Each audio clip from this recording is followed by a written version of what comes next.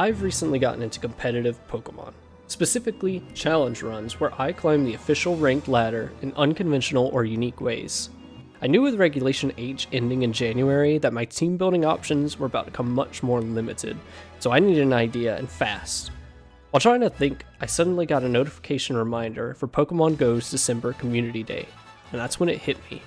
Could I reach Masterball tier from rank 1 using only Pokemon GO Pokémon?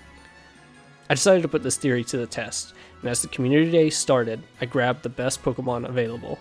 The options were obviously very limited, but by the end I was able to snag a Litten, a Mankey, a Prinplup, shiny Porygon, shiny Cyndaquil, and lastly, a shiny Popplio. I sent them to home and got to work evolving and training them up.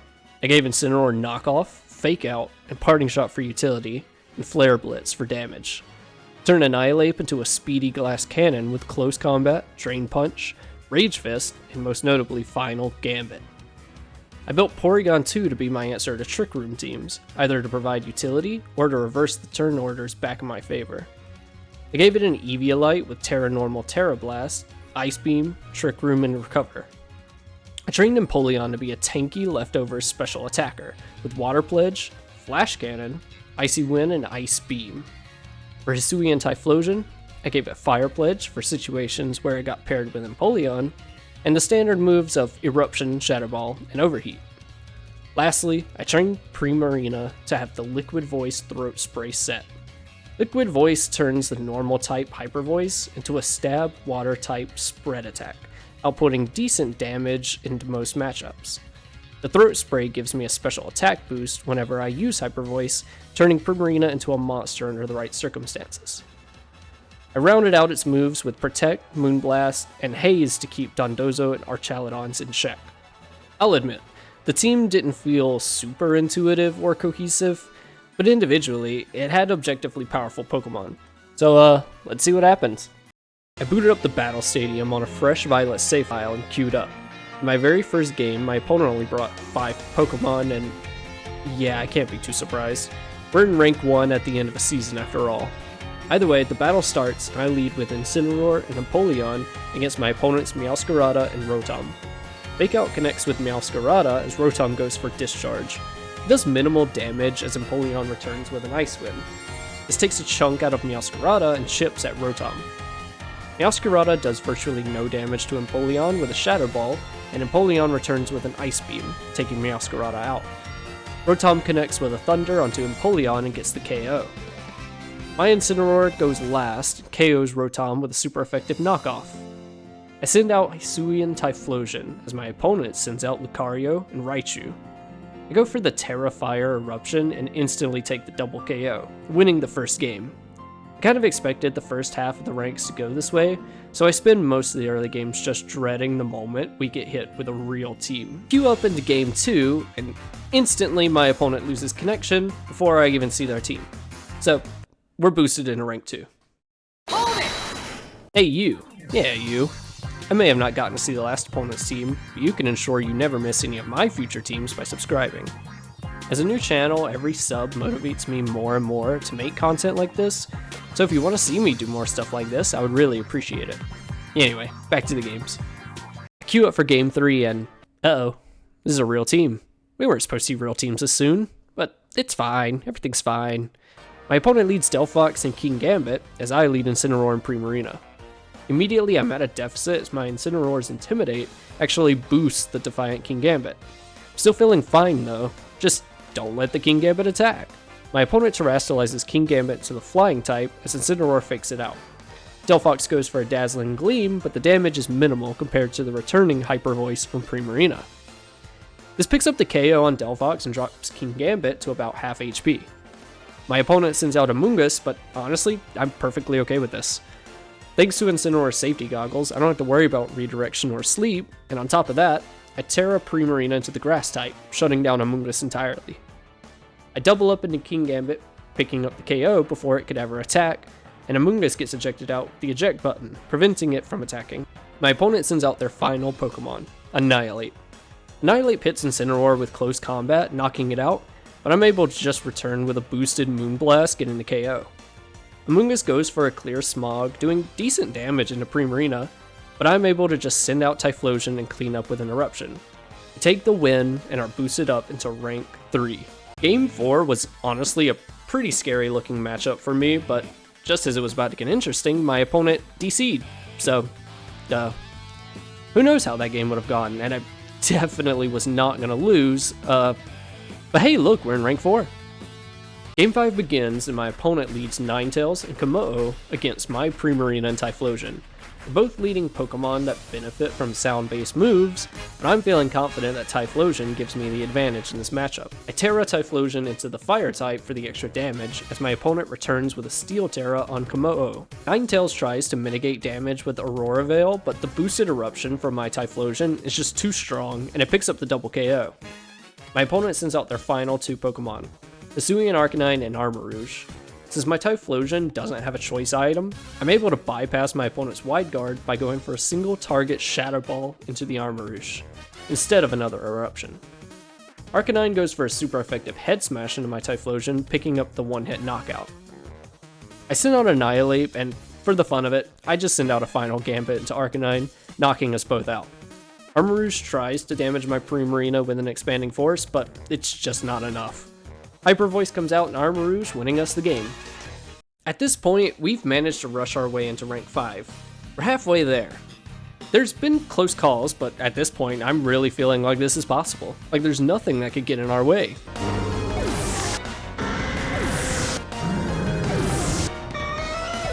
Wait.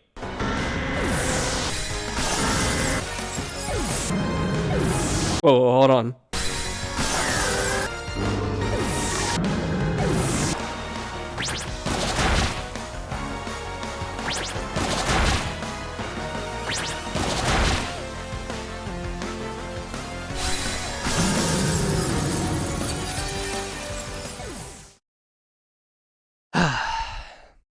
The next 2 days since hitting rank 5 were quite literally a roller coaster. Any victory was met with an equivalent loss, just keeping us stuck. I spent more time in rank 5 than the amount of time remaining in the season. Did I choose to pick up this challenge way too late? And is it possible that there just isn't enough time? Is it over? Just like that? No! We did not invest this much time just to give up now. From the beginning, the idea was to just grab a bunch of mobile game Pokemon and push them through the gates of Masterball. There may not be enough time to carry this team to the finish line, but there is enough time to go back to the drawing board and bring in a real hard-hitting team. I scoured the recesses of my Pokemon GO storage to find the best contenders for giving us our final push. Fortunately, I had just the mons I was looking for. Here's what I brought. First up is Rillaboom. I gave it Fake Out, Wood Hammer, Grassy Glide, and High Horsepower. Second reinforcement is Sneasler, another Fake Out user with Dire Claw, Protect, Close Combat. My third choice is King Gambit. I opted to go all in on the Dark type attacks, Kowtow Cleave, and Sucker Punch, with its 2 supporting moves, Protect and Sword Stance. Coming in fourth, I took Dragapult. High damage, high speed, very hard to hit thanks to U-turn. It also has Dragon Darts, Phantom Force, and Outrage. Our fifth pick for reinforcements is Magmar, the teeny. This Magmar is small. Lastly, I decided to bring in Primarina. It didn't feel right not bringing at least one Pokemon from the old team, so I decided Primarina was the perfect anchor to swing this new team around. With that, Reinforcements team was ready. It's finally time for the first game with the new and improved team. The game starts and my opponent leads Toxtricity and Breloom against my Rillaboom and Magmar. I fake out the Toxtricity as the opponent's Breloom chips Magmar with a Mag Punch. I decide to go on the offensive with Magmar and pick up a one-hit knockout on Breloom with Overheat. My opponent sends out Palafin and immediately switches it back out in favor of Dragapult. Toxtricity terastallizes into the Electric type as Magmar goes for Follow Me. Grassy Glide chips the Dragapult, and Toxtricity connects with an Overdrive into both my Pokemon, doing some chip damage, but more notably, boosting its special attack with Throat Spray.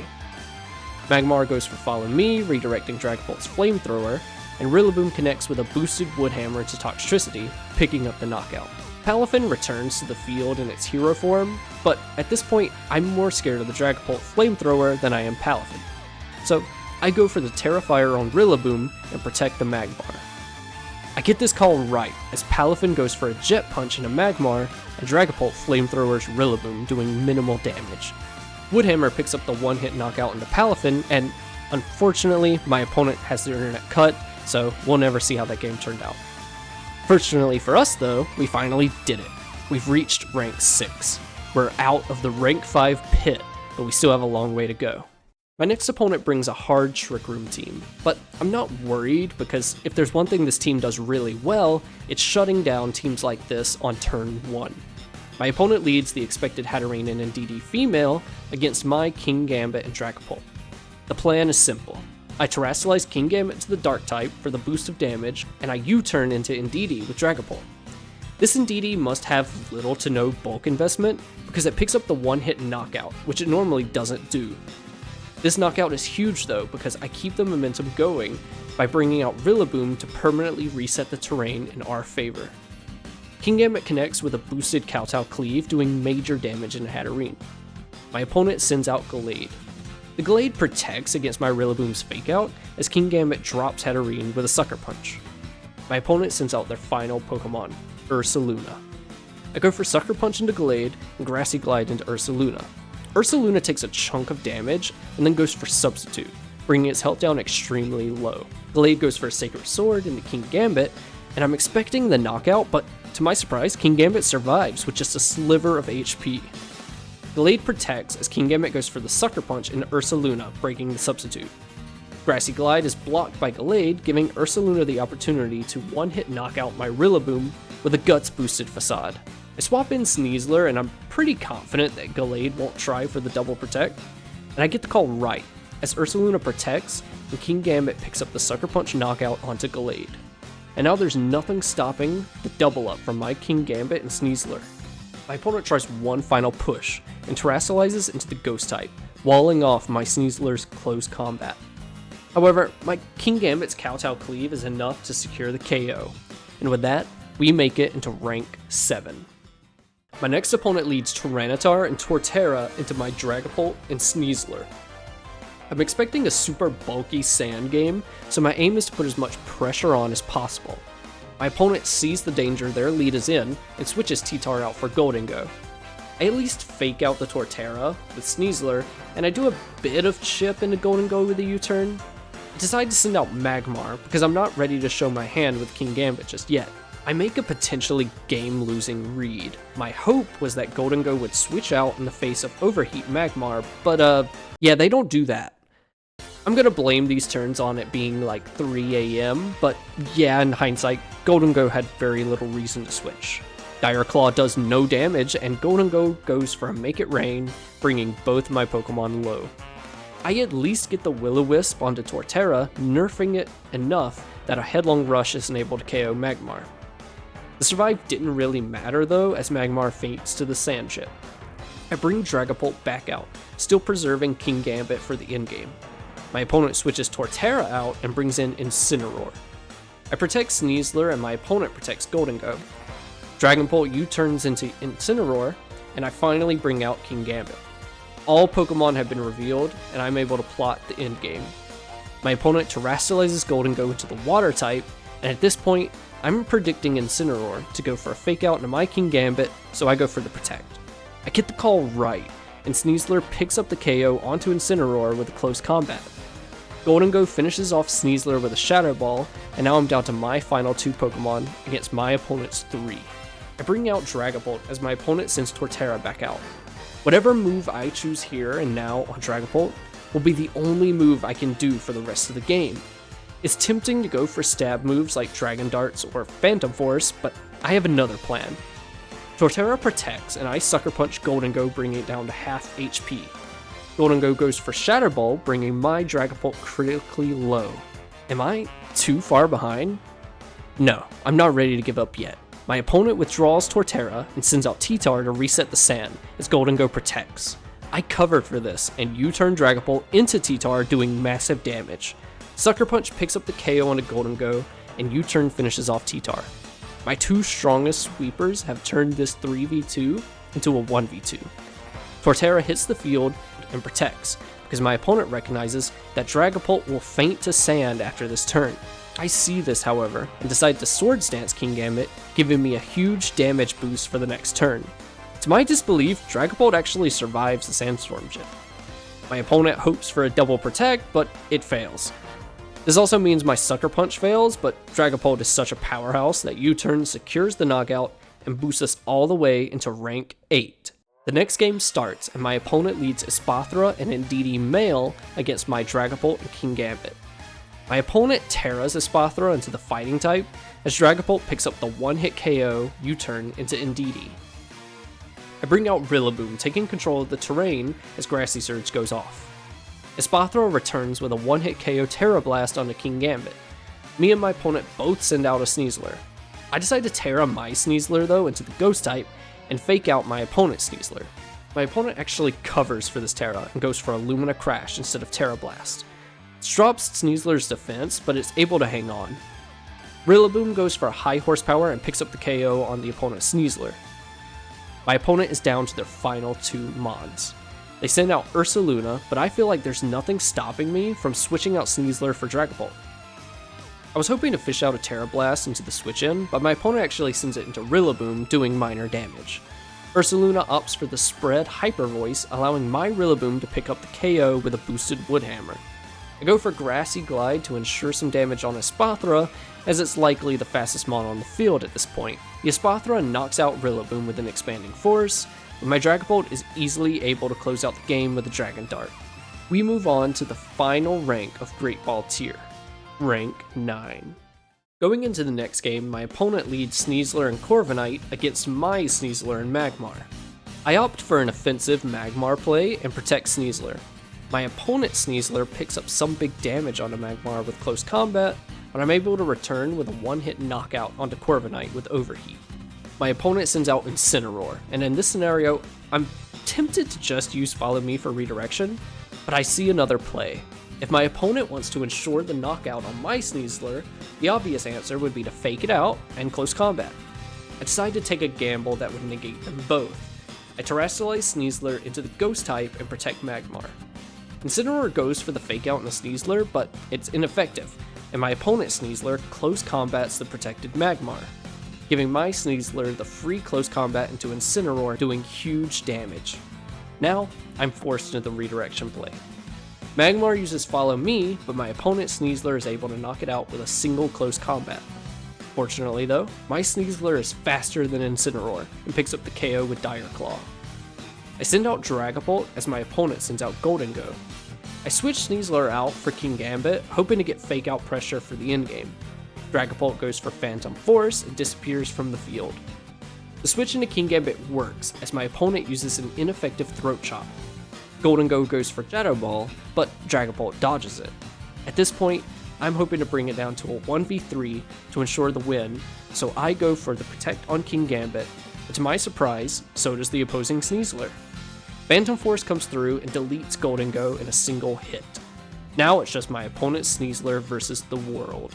My Dragapult is locked into Phantom Force, so rather than switch, I just go for it, and the opposing Sneasler knocks out my Kingambit with close combat.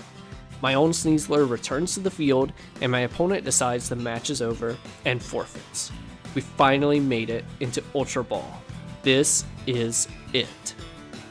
The next team goes out, and I'm feeling overconfident. It's a hard Trick Room team. We have dominated all Psychic-based teams before this, and with everything on the line and only a few hours left in Regulation H, I feel like we've got this locked up. The game starts as my opponent leads Hatterene and Indeedee. This Indeedee, however, is using the Psychic Seed. This all but guarantees that Dragapult can't KO with U-Turn. It's fine though. We do huge damage as Rillaboom hits the field and resets the terrain. Kingambit finishes Indeedee off with a Kowtow Cleave, winning us the terrain war. Hatterene sets up Trick Room as Reuniclus hits the field.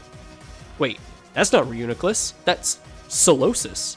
I'm gonna be completely honest, I don't know what this thing's gimmick is. The opposing Solosis Terastallizes into the Fighting type as my Kingambit goes for Terra Dark.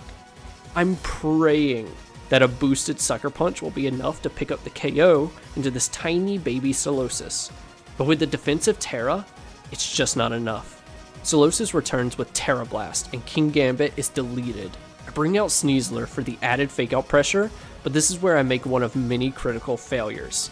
I expect fake out to finish off Solosis, so I double up with Grassy Glide. What I probably should have done is ensured more damage into Hatterene, because fake out misses the KO by a sliver. Grassy Glide finishes off the clump of cells, but Hatterene is able to return with a super effective expanding force, bringing my Sneasler down to Sash. My opponent's final Pokemon hits the field, Ursaluna Blood Moon. I predict my opponent to finish off Sneasler and go for the Protect as Grassy Glide picks up big damage into Ursaluna. Dazzling Gleam goes out from Hatterene doing minimal damage, but my opponent correctly targets Blood Moon into Rillaboom, taking the KO. I'm down to my final 2 Mons as I send out Dragapult. I now have an impossible choice to make. If I go with Dragon Darts, I can't attack Hatterene. If I Phantom Force, then I can't attack Ursaluna.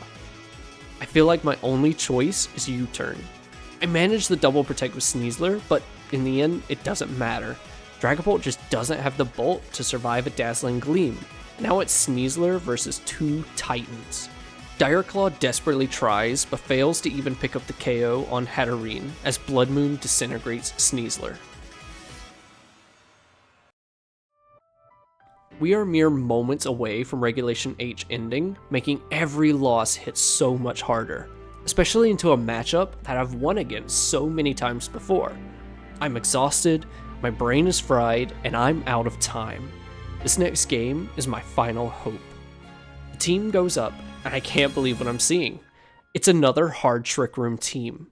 This is my chance at redemption. Immediately, I notice my opponent's team has 2 key Pokemon, Torkoal and Ursaluna. There's one Pokemon on our team that we haven't been able to showcase enough, a Pokemon that followed us through this entire journey, even as we jump to a new reinforcements team. It's time to bank everything on Primarina. My opponent leads Indeedee Female and Hatterene, except this time, I lead with Dragapult and Primarina. Indeedee again has the Psychic Seed boosting its defense. Dragapult can't KO. To make things even worse, my opponent defensively terastallizes Indeedee into the Fairy type. They likely were hoping to negate Dragon damage, but it still worked out for them as U-turn does very little chip. Still, I switch in Rillaboom and take control of the terrain for the time being. Hyper Voice goes out doing decent damage into both my opponent's Pokemon. Primarina gets the special attack boost from Throat Spray as Trick Room goes up. It's time for me to take a different approach. Rather than focus down Indeedee, I'm gonna ignore it. This decision works as Indeedee protects. Rillaboom fakes out Hatterene and Primarina gets the KO with Moonblast. My opponent sends out Ursaluna and the next turn starts, with Indeedee going for a helping hand to give a huge boost to Ursaluna's Protect? Okay, so Ursaluna was clearly setting up to get a Guts boost from its Flame Orb, but I'm not entirely sure what the idea was behind Helping Hand. At the very least, Hyper Voice is able to do some decent damage into Indeedee, so I'll take it. I'm predicting one of my Pokemon to faint here to a Guts boosted Facade. I fear if I protect with Primarina, that I'm gonna lose too much ground if Rillaboom faints. So I decide it's time to attack with both. Indeedee redirects Grassy Glide, bringing it down to the red as Facade knocks out Primarina. I send out Sneasler, but instead of going for a fake out, I decide to go on the offensive, and Grassy Glide into Indeedee's Follow Me, getting the KO. Ursaluna goes for a headlong rush into Sneasler, but we hang on with the Focus Sash. Now, with a drop defense and chip damage from Flame Orb, there's nothing stopping close combat from picking up the KO on Ursaluna. My opponent is down to their final Pokemon against my 3. My opponent sends out Torkoal, and unfortunately for them, Trick Room has just ended. I Terra Rillaboom into the Fire type to play it safe as Torkoal protects. The Protect though is just delaying the inevitable at this point, and my opponent knows it. They forfeit, and my hands are shaking as I move into the results screen. I watch as the results go up and the bar inches to the end, and just like that, we did it! We're given our Master Ball rank, and funny enough, it's even higher than my first ever Master Ball rank. With virtually no time to spare until the end of Regulation H, we had made it to Master Ball using only Pokemon found and caught in Pokemon Go. The reinforcements team was by no means put together with scraps like the previous one, but given the time crunch, I'm just happy we were able to accomplish the main goal, and at the very least, Primarina was there through it all. Now, we move on to Regulation G. I'm still hoping to find unique challenges or ways to climb the official ladder in this regulation, but we'll just have to wait and see what's in store. Thank you all so much if you've made it this far. Having this be my first major video and journey in VGC means a lot to me, considering Pokemon Go was how I first got invested into Pokemon to begin with. If you enjoyed this video, please make sure to subscribe so that you can be notified for the next one. Bye!